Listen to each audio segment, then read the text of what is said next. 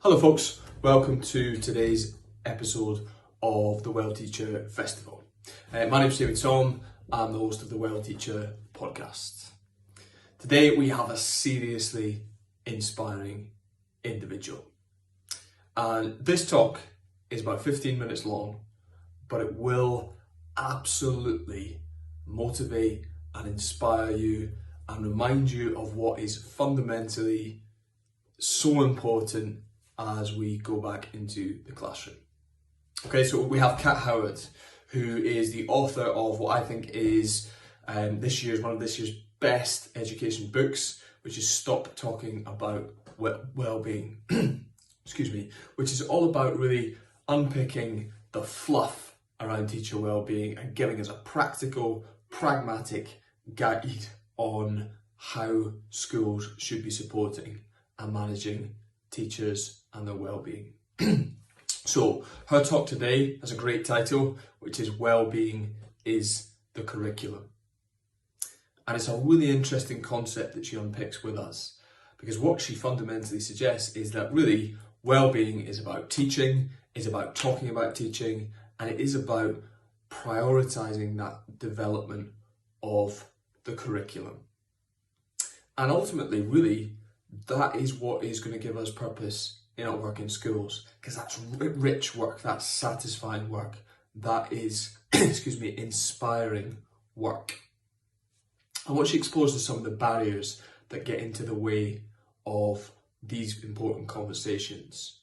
And she also unpicks a little bit about autonomy and about how we can really focus on building the positive relationships that we need in the school environment. And it's a really interesting mix and merger of a lot of Kat's thinking and writing, because she's also got coming out later this year Symbiosis, which is a work with Claire Hill about the curriculum. So it's a fascinating combination, and that theory really that well-being and the curriculum are completely interlinked.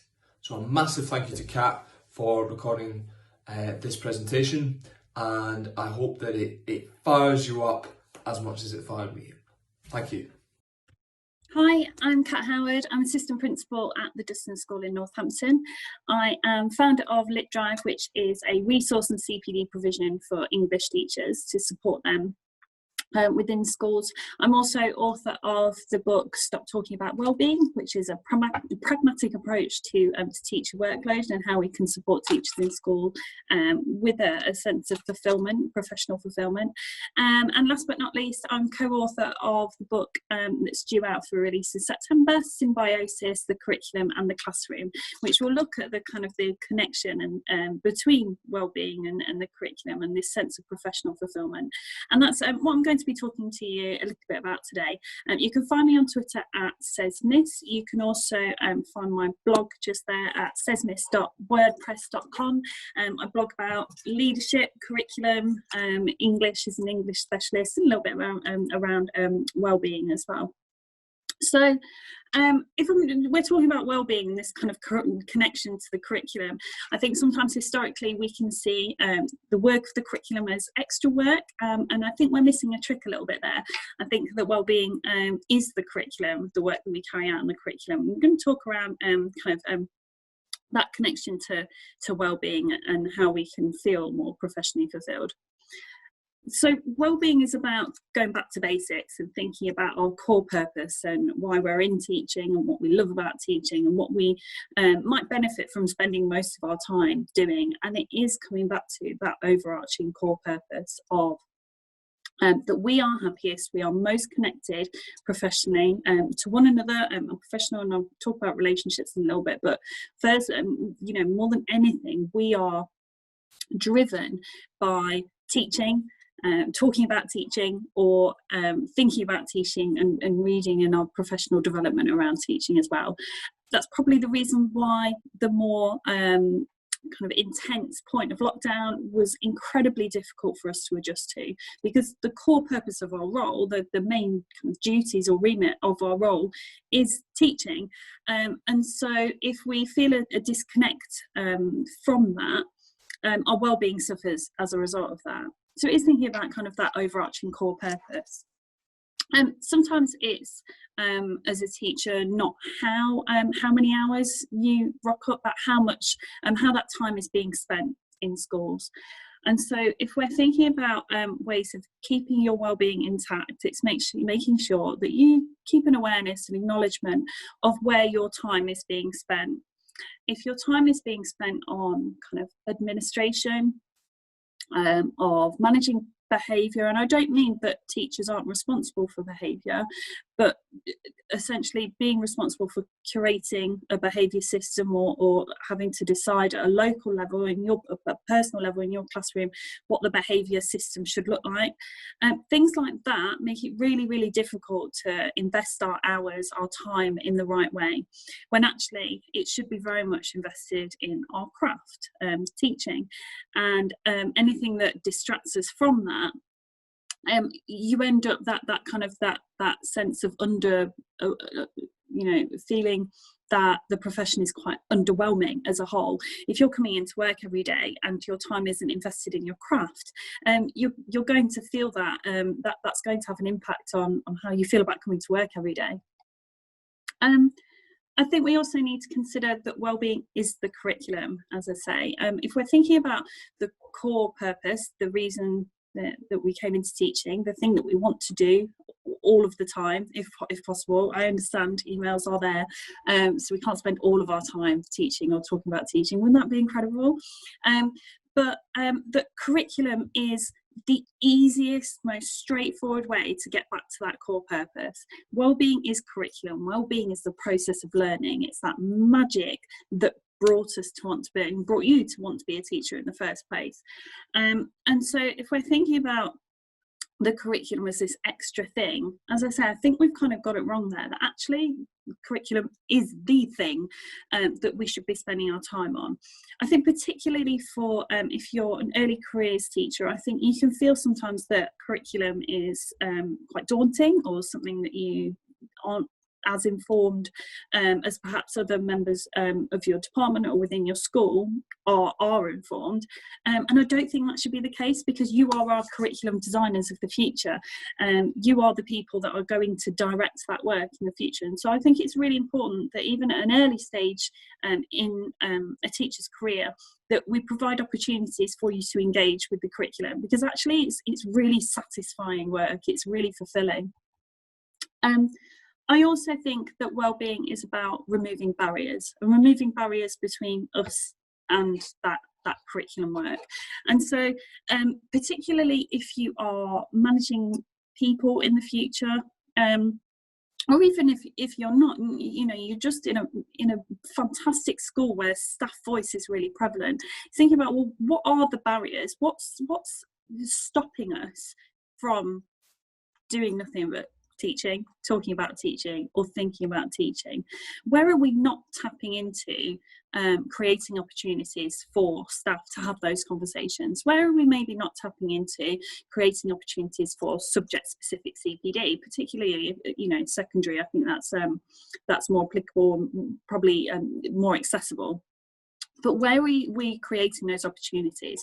What are the barriers what's standing in our way that means that we're not able to access those? And really thinking about kind of what's standing in your way personally, of acting as a barrier to you being able to think about teaching, talk about teaching, or talk to others about teaching. What's kind of stopping you? It might be the fact that you feel that there's a lack of local connections. What can you do about that?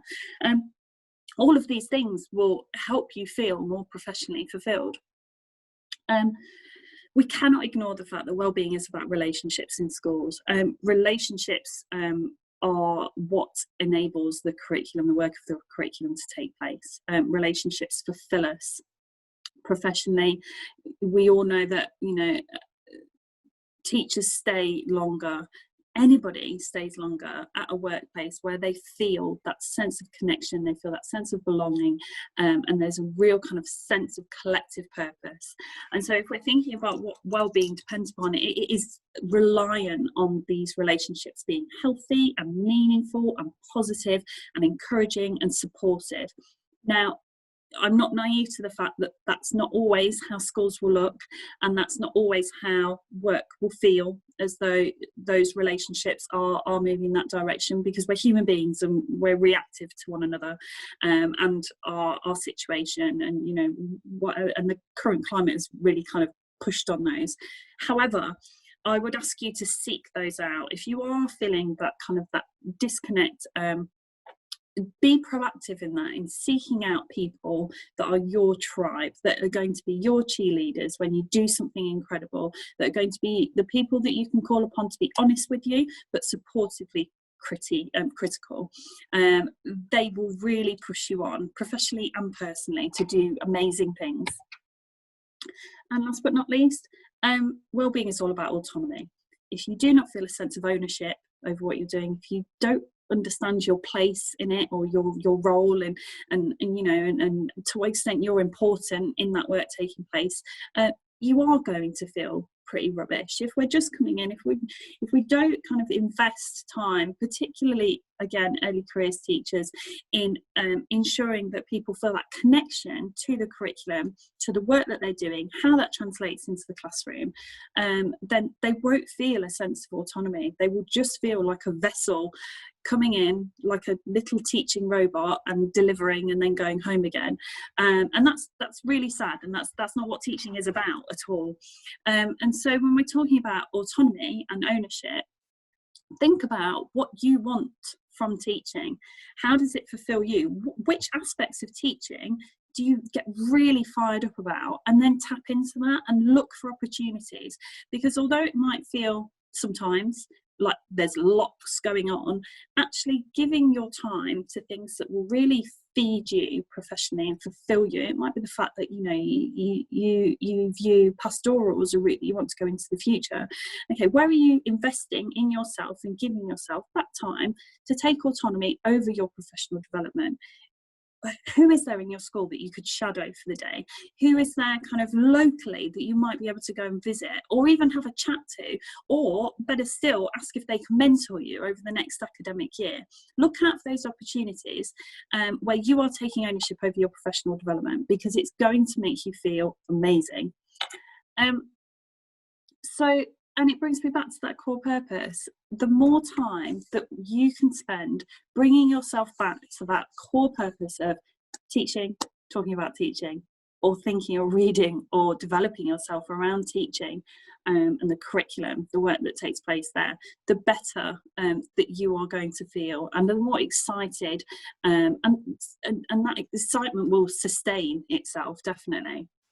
So I just kind of summed up my key points there. Let me just move myself out the way more than anything. But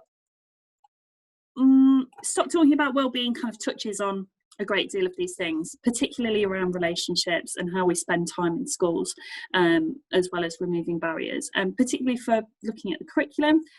Symbiosis out in September talks you through that connection in a little bit more detail. I hope that's been really useful. Thanks for listening and watching.